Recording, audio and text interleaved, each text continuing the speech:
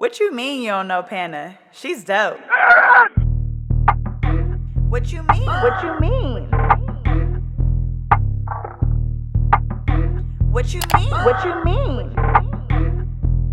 What is poppin' YouTube? Welcome back to my channel. It's your girl Dopeaxxpana, and today I'm doing an asymmetrical braided bob. Today I'm going to be doing traditional box braids to create this look just because it gives it a more full look, especially when I'm doing bobs.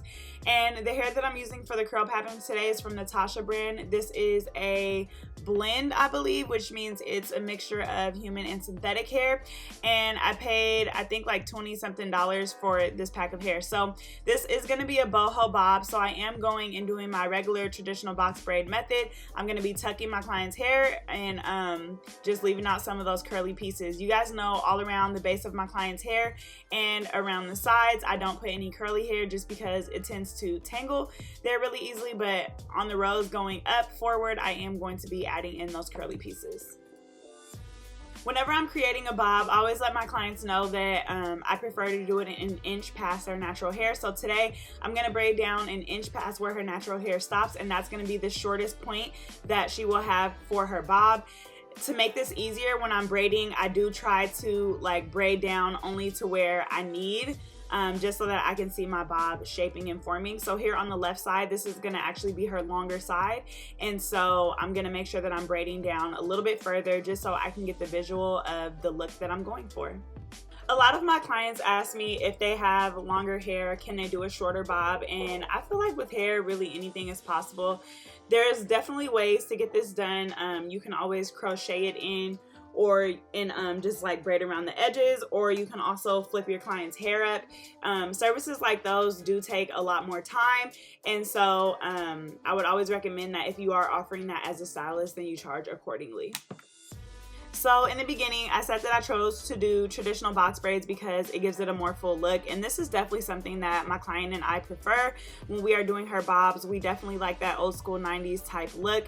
The knotless box braid bobs are also really nice if you're doing boho and you make it really full, but outside of that, it's just a more natural look, and it's not as full, and I just feel like it doesn't give the bob that like, wow, it's a bob type feel. So I do like to go in with traditional box braids.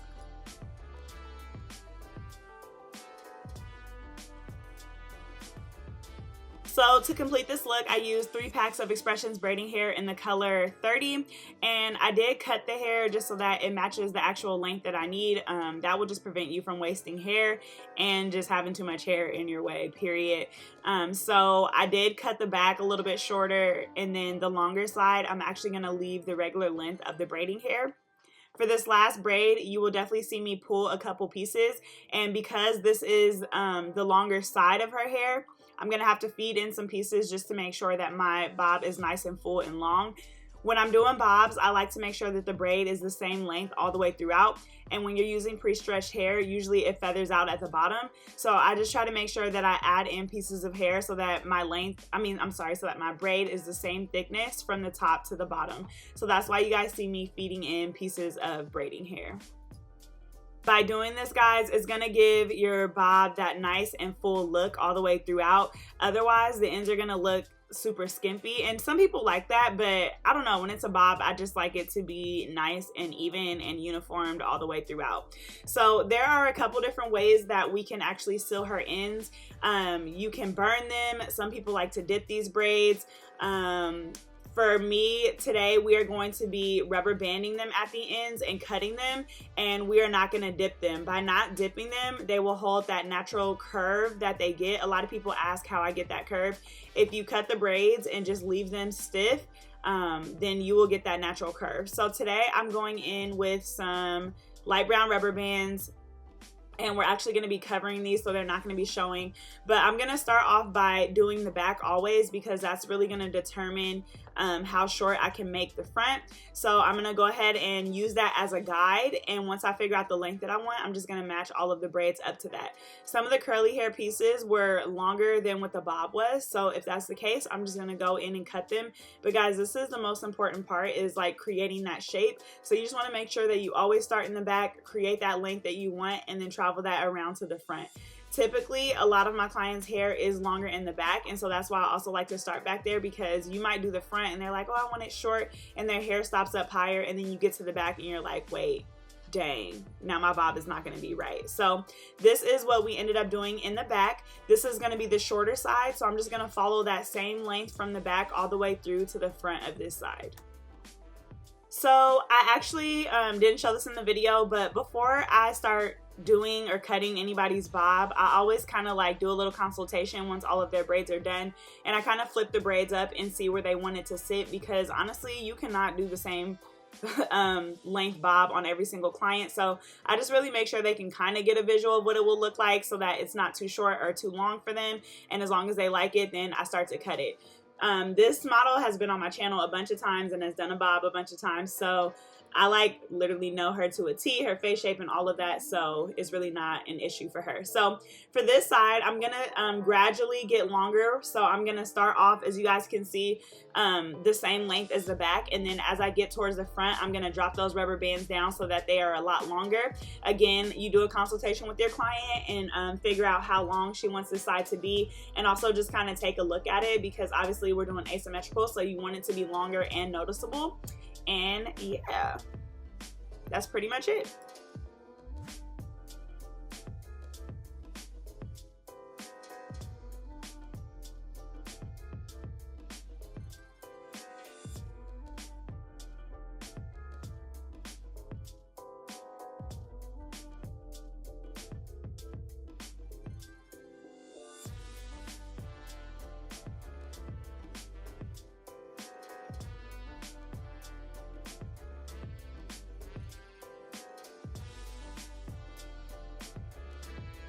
Alright guys, so this is her bob once it's cut. I'm just going to take the ends of those braids and kind of just push them in a little bit, and you'll get that natural curve. And then from there, I'm going to cut whatever curly pieces are falling out of place. But that is pretty much how you guys can create the perfect bob. You don't need to put any type of mousse on it or dip it at all. If you dip it, it's going to lose that curvature, even though it will have a little bit more movement. So we took it one step further and we added gold clamps onto the ends of her braids, just to give it like a little something. But this is the finished look, guys. I hope you guys really enjoyed this video. If you guys did, don't forget to like, comment, and subscribe to my channel. And if you are not already following me on TikTok, follow me on TikTok at Dopeaxxpana. I typically post everything there first, so you'll get like the behind the scenes, you know, before I drop my videos. And as always, I will catch you guys in my next video. What you mean you don't know Pana? She's dope. What you mean? What you mean? What you mean? What you mean?